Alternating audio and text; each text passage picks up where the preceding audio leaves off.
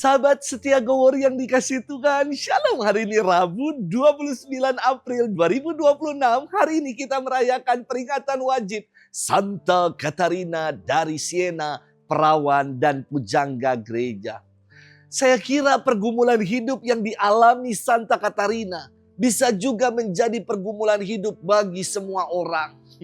Apa yang menjadi pergumulan Santa Katarina? Di dalam doanya Santa Katarina bertanya kepada Tuhan demikian. Di manakah engkau Tuhan ketika aku mengalami cobaan yang begitu mengerikan? Ini juga termasuk pergumulan manusiawi sekali yang sering kita utarakan. Dan Yesus memberikan jawab kepada Santa Katarina. Putriku, aku ada di dalam hatimu. Aku membuatmu menang dengan rahmatku. Wah, inilah buah dari doa dan kedalaman hidup rohani Santa Katarina. Ia mampu mendengar suara Tuhan yang hadir dalam doa.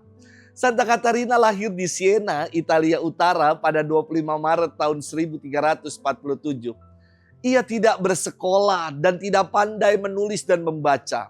Namun, kepada Santa Katarina dikaruniakan rahmat istimewa untuk mendamaikan negara-negara yang berselisih dan meyakinkan Paus yang kala itu bertata yang berada di Avignon, Prancis untuk kembali ke Roma. Ia dengan piawai menulis surat-surat dan nasihat-nasihat rohani. Salah satu ungkapan doa Santa Katarina yang indah mengatakan demikian. Tuhan, Engkau bagaikan misteri yang dalam, sedalam lautan. Semakin aku mencari, semakin aku menemukan. Dan semakin aku menemukan, semakin aku mencari Engkau. Tetapi aku tidak pernah merasa puas. Apa yang aku terima menjadikanku semakin merindukan Engkau. Apabila Engkau mengisi jiwaku, rasa laparku semakin bertambah. Menjadikanku semakin kelaparan akan terang-Mu. Indah sekali. Artinya dalam doa ini adalah untuk terus-menerus memperdalam relasi dengan Tuhan.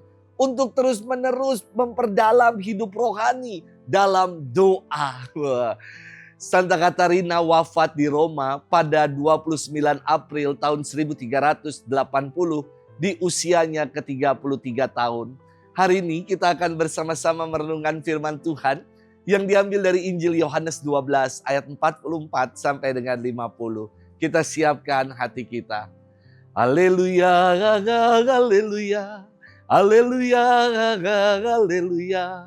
Akulah terang dunia sabda Tuhan.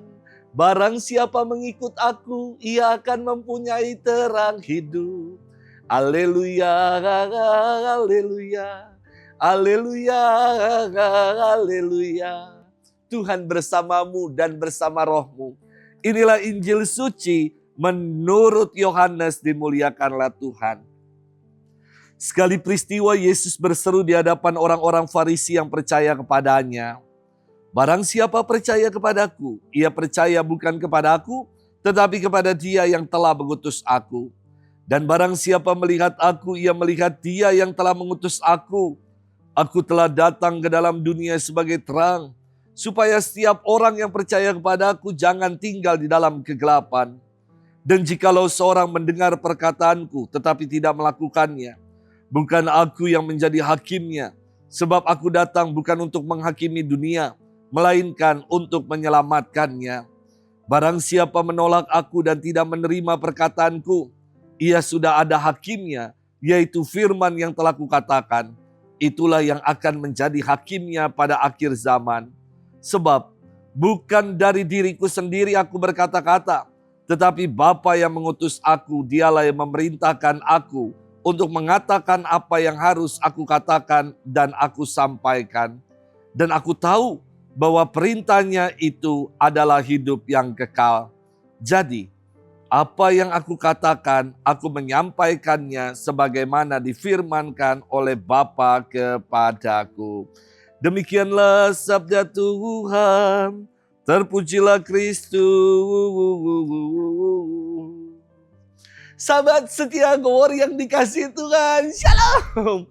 Ketika Saya sedang berkunjung tahun lalu ke Pekan Raya Jakarta, PRJ, Jakarta Fair. Wah, tiba-tiba ketika lagi dalam antrian, ada seorang muda pemudi yang teriak, "Copet!" Ada satu anak muda yang panik dan berusaha lari. Lalu mulai massa menangkap, memukuli anak muda ini. Saya yang berada gak jauh, langsung berupaya melerai supaya anak muda ini tidak dihakimi oleh orang banyak. Sampai-sampai saya juga kena pukul. Rese juga ya. Untung petugas keamanannya gercep cepet. Jadi pemuda ini langsung segera diamankan ke pos. Kalau tidak, pasti sudah jadi bulan-bulanan orang banyak. Sahabat setia Gowor yang dikasihi Tuhan. Dalam firman hari ini Yesus berkata kepada orang-orang Farisi yang percaya kepadanya. Barang siapa percaya kepadaku, ia percaya bukan hanya kepadaku, tetapi kepada Dia yang telah mengutus aku. Maknanya jelas bahwa orang Farisi hendak diyakinkan untuk percaya bahwa Yesuslah Mesias yang diurapi Allah. Orang Farisi diambil dari kata Ibrani perusim, artinya yang dikhususkan atau yang dipisahkan. Kelompok ini menerapkan hukum Taurat menjadi pegangan utama dalam hidup. Dan ternyata dari golongan orang Farisi ini, enggak semuanya jahat loh. Enggak semuanya selalu bersih tegang dan berseteru dengan Yesus. Nyata dalam firman hari ini, ada juga yang percaya kepada Yesus. Wah, sabda Tuhan ingin meneguhkan hati orang-orang Farisi yang percaya akan Yesus. Bahwa Yesus adalah Mesias yang diurapi Allah. Yesus ingin menyatakan kepada mereka agar dengan percaya kepada dirinya, berarti mereka juga percaya kepada Bapa yang telah mengutusnya. Dan dengan keyakinan inilah Yesus menyampaikan tujuan perutusannya. Yakni bukan untuk menghakimi dunia, namun untuk menyelamatkannya. Inilah misi Yesus di dunia, yakni untuk menyelamatkan mereka yang percaya kepadanya. Sahabat setia Gowor yang dikasihi Tuhan, saya bermenung dalam hidup ini. Kenapa di zaman ini orang kok begitu mudah untuk menghakimi orang lain? Saya kadang gak habis pikir, kok orang bisa setega itu dan sejahat itu ya? Mungkin karena dunia medsos, media sosial mengajarkan orang untuk dikit-dikit kasih komentar, kasih komen.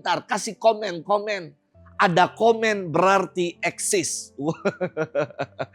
Melalui dunia jagat maya sekarang, orang hanya melihat 10 detik cuplikan dan bisa memberi penilaian secara utuh. Ini aneh ya.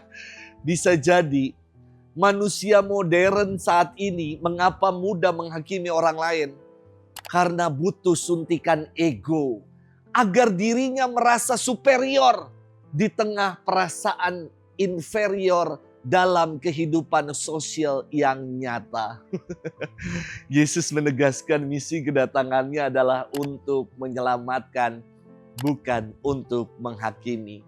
Ia adalah sang terang sejati yang akan menyelamatkan umatnya.